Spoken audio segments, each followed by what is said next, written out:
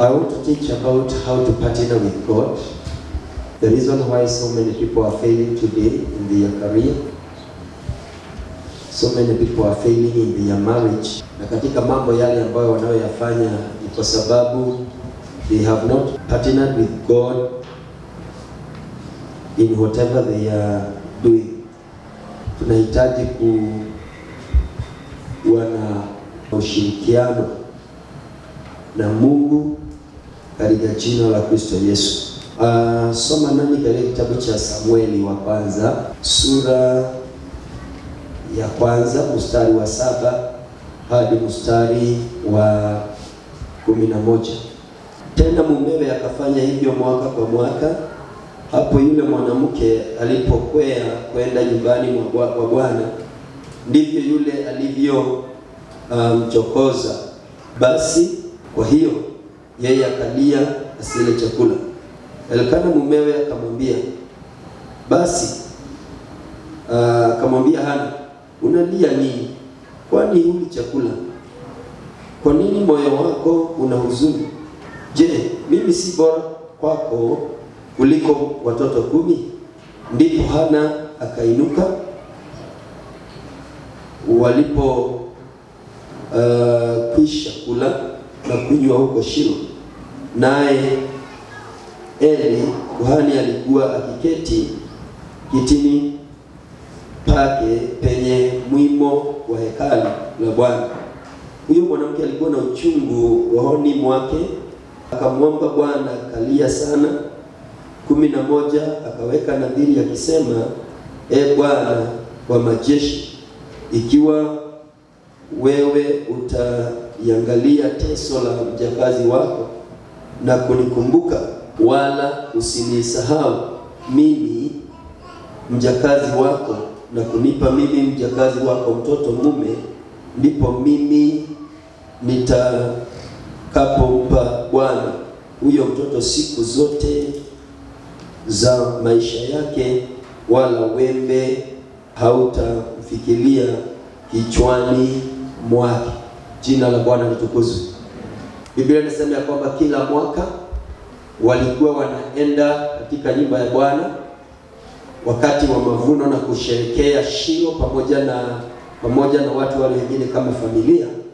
Na Biblia inasema ya kwamba wakati walipoenda this time around, wakienda wakisherehekea, mke mwenza anamdhihaki na kumchokoza Ana kwa sababu hakuwa na watoto. Biblia inasema kwamba Mungu alikuwa amefunga tumbo lake. Na Biblia inasema ya kwamba alipokuwa anamchokoza Ana alikuwa analia sana. Lakini mwaka huu tunaona ya kwamba alipochokozwa moyo wake ulihuzunika na akalia zaidi, na kilio chake kilimpeleka mbele za Bwana, na akataka kushirikiana na Mungu katika maisha yake ya mateso. Kwa hivyo alilia, mumewe akamwangalia, akamhurumia, akamwambia, mbona unalia? Si mimi ni bora kuliko watoto 10? Lakini Hana hakumjibu chochote kwa sababu moyo wake ulikuwa na huzuni na ulikuwa unaumia. Neno la Bwana linasema ya kwamba akainuka akaenda katika nyumba ya Bwana, akaketi katika sehemu yake pale mbele. Na alipoketi, Biblia inasema ya kwamba kuhani wa Bwana Eli wa siku zile alikuwa ameketi katika kizingiti ama mwimo wa mahali ambapo kuhani alikuwa anakaa. Kuhani hajatengenezewa katika nyumba ya Bwana akae mahali popote.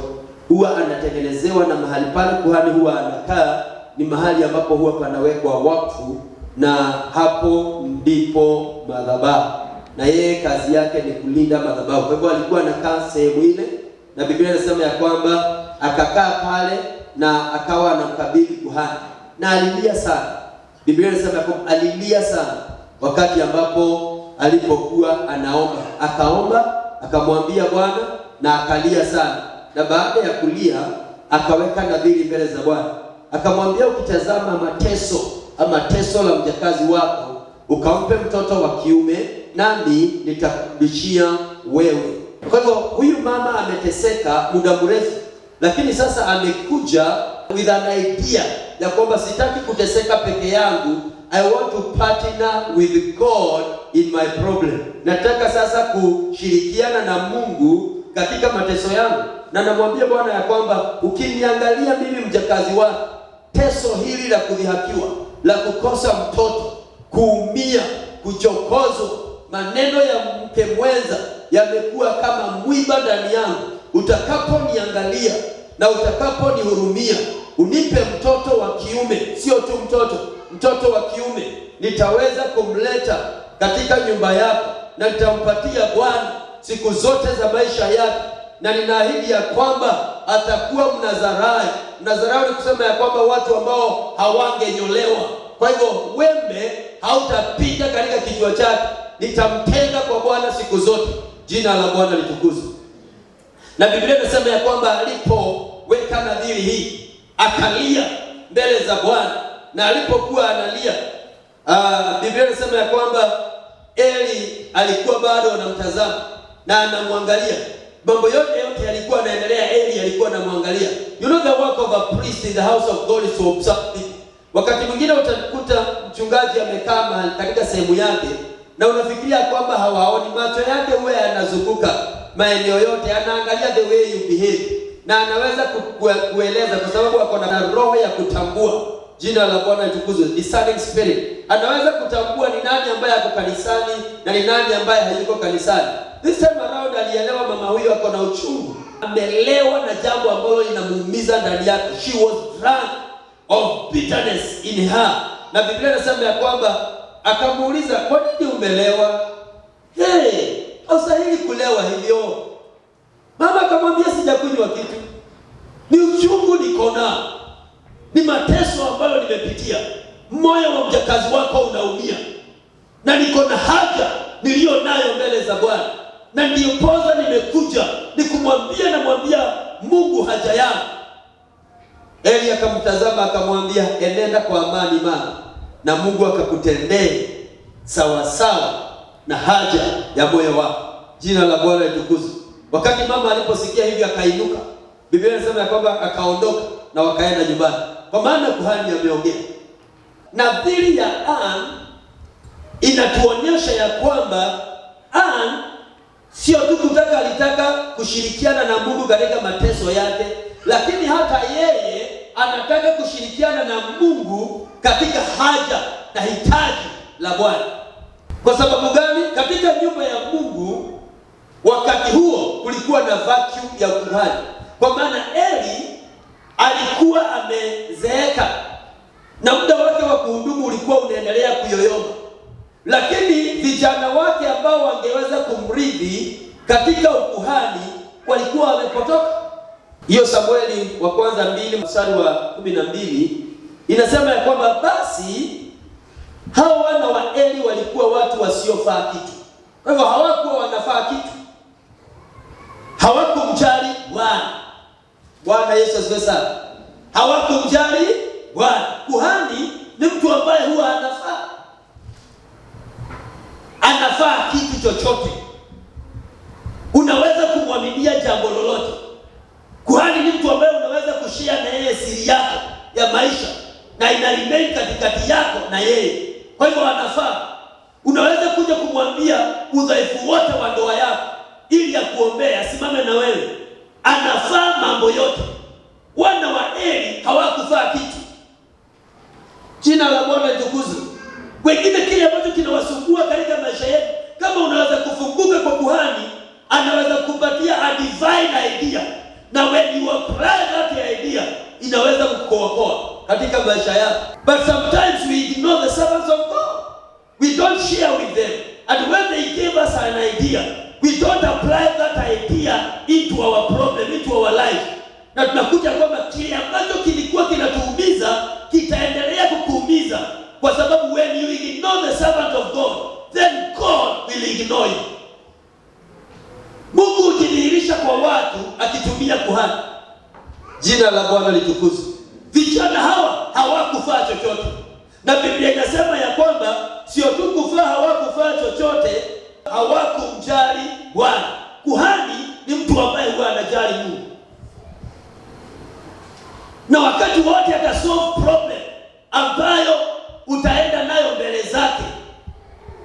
kwanza ataangalia Mungu atasikia namna gani wakati unaenda visivyo. Kwa hivyo ushauri ule ambao atakao kupatia, jambo la kwanza, utainua Mungu katika maisha yako wakati umeuapply. Na kwa hivyo Mungu akiinuliwa katika maisha yako, Mungu atasolve challenges na problems zile zote ambazo uko nazo katika maisha. Lakini ni kama wakati ambapo utakubali kukumbatia ushauri wa mchungaji. Jina la Bwana litukuzwe. Anajali Mungu zaidi. Vijana hawa hawakujali Mungu. Na kwanza anasema ya kwamba ukinipatia mtoto kwa njia ya kushirikiana nami katika teso langu, nami mtoto huyu nitampatiana kwa Bwana. Atakuwa Mnazarayo aliyetengwa kwa Bwana siku zote za maisha yake. One way to partner with God is to identify the need in the house of God before you deal with your need. Glory be to God. Unajitambuliza na shida iliyoko katika nyumba ya Bwana kabla hujashughulikia hitaji lako. That is how to partner with God. Anataka watoto, lakini kwanza anaelewa kuhani siku zake zimeyoyoma, ataondoka, atafariki, hata kuwepo kwenye mamlaka. Nani atakaye mrithi? Nani atasimama kwa niaba yake?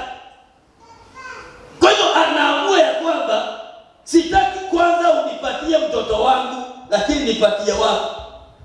Nitachukua mimba ya mtoto wako, nitaizaa, nitamnyonyesha, alafu kisha baada ya kumnyonyesha nitakuletea.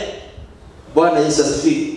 That is to identify with a need in the house of God before you deal with your problem. Na ukisoma chapter 2 utaona ya kwamba wakati ambapo Ana alipoleta Samueli akaimba wimbo wa shukrani mbele za Bwana, alimwambia Bwana ya kwamba na utukuzwe, kwa sababu watoto wa mama asiyekuwa na mtoto ni wengi kuliko watoto wa mama aliye na watoto. Na njia nyingine anamwambia namna gani? Nimetimiza hitaji la nyumba yako. Sasa Bwana, watoto wangu baada ya hii ni wengi kuliko watoto wa mama aliye na watoto. Namwambia nimeshughulikia hitaji lako sasa. Na sasa ninajua ya kwamba in return unashughulikia mahitaji yangu na watoto wangu ni wengi. Alipopatiana Samueli kwa nyumba ya Bwana, Biblia inasema ya kwamba alipoenda Mungu akamjalia na watoto wengine katika jina la Yesu. We fail when we don't identify ourselves with a need in the house of God. Haijalishi utalilia Bwana atengeneze ndoa yako muda gani, akusaidia kupatia financial breakthrough muda gani, akusaidie katika maisha mara ngapi, mpaka wakati utakapoelewa katika nyumba ya Bwana kuna hitaji, usimame uambie Bwana, nisaidie kutatua hitaji hili lililoko katika nyumba yako. Baada ya kulitatua, kisha uambie Bwana ya kwamba ninajua matatizo yangu yote yameisha. The challenge is, wakati mwingi tumelilia mahitaji yetu na mateso yetu, lakini hatujawahi angalia hitaji katika nyumba ya Bwana. Hata wale mnaolitazama, ukiwa mahali popote unapolitazama, enda katika nyumba ya Bwana ambayo huwa unashiriki. Umepeleka mahitaji yako huko mara nyingi, lakini wakati mwingine amua, sitaenda kupeleka mahitaji, nitaenda kuangalia nyumba hii ya Mungu inahitaji nini. Na ukiona hitaji ambayo liko katika nyumba ya Bwana, usianze kuangalia mtu mwingine akuje alishughulikie. Lishughulikia wewe mwenyewe. Ambia Bwana, nijalie, give me grace to tackle this need. Nipe neema na kushughulikia hitaji hili. Baada ya kulishughulikia, kisha sasa upeleke hitaji lako mbele za Bwana na uone Mungu atakusaidia katika jina la Yesu. Jina la Bwana litukuzwe. Number 2, reject the power of poverty by adding giving into your prayers. Poverty is a spirit. Umaskini ni roho na itakufuata. Na unajua roho sio kitu unaona. Spirit is like a air. Ni kitu ambacho utaikuta tu iko mahali huko. Haujui imeingilia wapi, imekuja tu. Na inatembea, inafuatana na wewe. If you want to overcome the spirit of poverty. You can only overcome by rejecting it. Unaikataa. Utaikataa namna gani? Utaikataa kwa kuongezea kutoa katika maombi yako. Mungu nisaidie. I need 2 million, I pray, oh God. Unapiga ndimi kidogo ukitaka milioni 2, alafu unaondoka. Mwaka unapita, haijakuja hata 1,100. Miaka miwili inapita, hata shilingi 10,000 haijakuja. Please, don't struggle anymore. Just reject the spirit of poverty by adding, giving in your prayers. Wacha tu kuomba, anza kuongeza, ongeza kutoa. Bwana Yesu asifiwe. Katika Luka 5 mstari wa 1 hadi wa 8, Peter na timu yake walishinda wakitafuta samaki usiku mzima na hawakushika chochote. Asubuhi kulipopambazuka, wakaanza kuosha nyavu zao, wakizikunja waziweke, wangojee the next night, waende mtoni waangalie kama watashika kitu. Na Yesu akatokea. Watu wamemzunguka Yesu, anaongea na watu in the seashore of Galilee. Anaongea na watu wamemzunguka. Naye Peter ako the other side, anakuja nyavu zake baada ya kutoshika kitu usiku kucha. Na Yesu watu wamemsonga, umati unaendelea kuja, ukimsukuma karibu muweke kwa maji. Akaona boti ya Peter hapa, akamuuliza, please, can I use your boat? Peter akamwambia, yes, chukua. Na Peter hakushindania. Yesu akakaa kwenye boat, akaongelesha watu, akawahubiria, akawaambia mambo ya ufalme. Peter bado anaendelea kukuja nyavu zake. Yesu akamaliza injili. Bwana Yesu asifiwe. Amemaliza by the help of Peter. Peter gave Jesus platform to continue with the message. Na sasa anahubiri akiwa kwenye maji na watu hawawezi wakamkuta kwenye maji. Kwa hivyo wamekaa kuanzia mahali maji iko, wamekaa huko nchi kavu. Naye ako juu ya maji, hawezi wakamsukuma tena, anawanenea. Baada ya kumalizana na wao, akamwambia Peter, chukua marikebu, chukua nyavu zako, zirushe mahali ambapo ni kilindini, ukavue samaki. Jina la Bwana litukuzwe. Biblia inasema namna gani? Peter hakuuliza maswali, Bwana amesema. Akachukua, akaambia wenzake, ameongea na watu na wamemsikiza, chukua nyavu, wakazitupa mahali waliambiwa. Wakashika samaki wengi mpaka marikebu yao ikaanza kufanya nini? Kutaka kuzama. Walivuta samaki, neti zikaanza kutaka kukatika. Biblia inasema kwamba mpaka wave to the partners wakamwambia John, wakagawanya samaki, mashua 2 zikajaa. Ni nini kimefanyika? Peter alikuwa na hitaji, lakini ameongeza kutoa katika maombi yake ya samaki. Maombi peke yake hayakushika samaki, lakini wakati ameongeza kutoa, baada ya kutoa kile alichokuwa nacho kikatumika kufanya injili iendelee mbele, samaki zimepatikana. Jina la Bwana litukuzwe. Mara nyingi kile ambacho watu tunahitaji kimezuiliwa na hitaji la injili. Wewe hutaki kupeana katika injili iendelee mbele, na wewe umezama katika hitaji lako. Nataka ubadilike kuanzia siku ya leo katika jina la Yesu. Hallelujah. The time to add giving in your prayers is not to borrow, is this time around. Luka 6:38 Biblia inasema kwamba give people your substance, or share with people what you have. Give and it shall be given back to you. Good measure, pressed down, shaken together and runneth over. Wapeni watu vitu vyenu, nanyi mtapewa. Kipimo kile ambacho mmewapatia kitasindiliwa, kisukasukwe na kimwagikilie. What you need itapatikana tu by adding giving in your prayers. Wacha tu kuomba, just add giving in your prayers, na Mungu ataweza kusaidia. Ili injili iendelee mbele, tunastahili kutoa namna gani? We need to be faithful in tithing. Umefanya biashara, you have earned, umepewa, umeajiriwa, umepata mshahara, lakini you are not a tither. You will stuck there until ufanye injili iendelee. By giving sacrifice in the house of God, kwa kutoa dhabihu. Dhabihu zetu ni kama zipi? Ni wakati ambapo tunapohitaji Bwana ahusike katika maisha yetu. We give sacrifice. We sacrifice in the house of God. Tunapeleka dhabihu. Dhabihu sio fungu la 10, dhabihu sio sadaka. You cannot come and sacrifice 200 shilling or 1,000 shilling. It's something beyond your capacity. That is what you inaitwa sacrifice. You earn 20,000, you earn 10,000, you earn 5,000. You cannot come and sacrifice 1,000. That is not beyond your capacity. Sacrifice is something that goes beyond your capacity. You are in that range of 10,000. If the sacrifice will be accepted, you must go beyond 10,000. Mungu atakaye na amenang'ana, ana earn 10,000 na ametoa 20,000. Akiliko gani? Mshahara ya miezi miwili amejaribu. You earn 20,000. Umeenda beyond.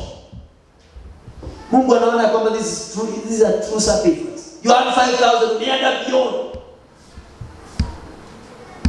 So you must add giving in your prayers. Otherwise, you will keep on stagnating in one place. Na unaona kana kwamba Mungu hajibu maombi. Mungu anajibu maombi, lakini terms and condition must be applied. God loves a willing giver. A cheerful. Ukipeleka utapeleka ukiwa umekasirika, utapeleka ukiwa umefurahia. And another area ambayo inatusaidia is to partner with the house of God. Na hiyo ndio unasikia tukisema pesa za kulipa offerings. Unaweza kuamua hivyo ujifiche hivyo wakati wa kulipa offering na usihusike na usitoe. But that is not healthy. Wakati unasikia kwamba ni kulipa gharama za nyumba ya Bwana, sio kitu ambao umeamkia tumekuta kanisani, ni kitu ambao unajua kwamba kila mwezi ninalipa gharama ya nyumba ya Bwana. So unajipanga, nitakuwa ninasimama na nyumba ya Bwana na njia hii. God is complaining in the book of Malachi, tunamuibia sadaka na fungu la 10. Imagine wewe umekuja, you are faithful tithe, utukosali kutoa tithe, lakini unakuta vikapu viwili unatoa tithe, lakini kapu ya sadaka unaiangalia hivyo, unafanya nini? Tunaweza kusema namna gani? This guy is a tither, or this woman is a tither, lakini sadaka, acha kuwa mchoyo katika nyumba ya Bwana. Just give. God loves a cheerful giver. We give. Maandishi yamehubiriwa. Acha kuangalia kikapu ikipitia huko. Go and give. Si sadaka imeambiwa mlete sadaka ni kwa mazi. Toa. Yule ambaye anaitisha anajua kwa nini ameitisha nini? Just give. Acha kushinda ukiuliza maswali mengi, ona madhikoni. Wewe henda utoe. Acha hiyo mambo yako. Add giving. Make giving to be your habit. And when giving become your habit, mambo yataanza kubadilika katika jina la Yesu. Mungu anaangalia kwa nini nimetoa. Na maneno ya Yesu ni dhahiri ya kwamba Mungu anabariki mkono ambao unatoa kuliko ambao unafanya nini? Mimi ninatoa kiroho safi. Kwa hivyo I'm a partaker of the blessings of God. Bwana Yesu asifiwe. You know when you become a stingy, you know a stingy person? Mtu mgumu, mtu mchoyo. Kama ukipatia kitu itatulia. Na ni huko ni mnyama. What about when you give for the work of God? You partner with God in the area of giving. hiyo shida ya kubweka ya umasikini na shida itatoweka tu. Itatoweka automatically. Itakuwa inakwambia ya kale. Sio kama wewe tu tunabwekea. Inaondoka tu hivyo pole pole. Shida inaondoka tu hivyo pole. If you are a stingy person, shida itakuwa inakuweka. Hata ikitoka Turkana ikienda Moyale, inapitia hapa nasema Naivasha kwenda Mururato kushirikia. Number 3, by identifying your stronghold. You identify your stronghold. Uelewe ngome yako ni gani. Ni kile nani. Alafu mlete Bwana kwa ngome hiyo. Psalm 60 verse 9. Biblia inasema ya kwamba who will bring me in the strong city? Nani atakaye, ni Mungu anauliza, nani atakaye nileta katika ngome? Eneo ambalo ameshindwa kuingia. Ni wapi ambapo unasikia kwamba kabisa nimeshindwa kuingia? Just partner with God. Shughulikia mambo ya Mungu vile ambavyo Mungu anahitaji, and God will come in your stronghold, na utaweza kupenya katika jina la Yesu Kristo. Any realm ambao unasikia kwamba hapo ninashindwa kuingia, just bring God on board by partnering with him katika mambo yako, utamleta. That is how Solomon did. Solomon alipochukua uongozi katika 1 Kings chapter number 3, alienda Gibeon, sehemu ambayo ilikuwa na madhabahu, imeinuliwa madhabahu, akatoa kafara 1000. Alipotoa kafara 1000, ni nini kilifanyika? Mungu alikuja akamwambia, ni nini kinaendelea? Hizi sadaka zote ni nini? Ni nini unahitaji? Akamwambia Mungu, baba yangu umempatia heshima, ndiposa umenipatia kiti cha utawala. Na alikuwa mtu mwaminifu. Wewe ulitembea naye, hakuzunguka, hakuteseka. You can imagine, mimi ni mdogo, watu hawa wote, the numerous people hawa wote ambao umepeana ni waongozi. Nitawaongoza na mradi bila hekima. I need wisdom. I need the right counsel. Ninapoamka na kuamua na kuongea, niwe ninaongea sio maneno yangu, lakini maneno ya hekima. Nisaidie Bwana.